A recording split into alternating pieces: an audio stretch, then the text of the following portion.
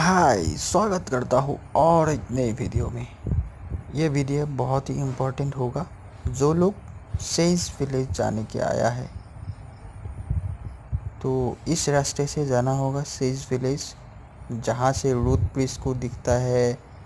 मतलब root bridge वहाँ पे मिलता है और वहाँ से बांग्लादेश को भी दिखाई देता है। तो यहाँ पे 3 रास्ता का एक साथ मिला हुआ है। मतलब एक राइट साइड में इधर सेज विलेज गया है और यहाँ पे मैं बैठा हूँ आगे। तो इस तरफ से मैं आया हूँ, कल ही आया था, आज वापस जा रहा हूँ। तो और इधर भी एक रास्ता है और यहाँ पे लिखा हुआ है सेज विलेज, एरो मार्किंग भी किया हुआ है।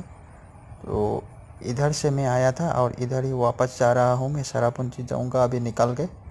तो कल तो दिखा नहीं पाया, रात हो गया था। आज थोड़ा यहाँ पे रुक के दिखा दिया।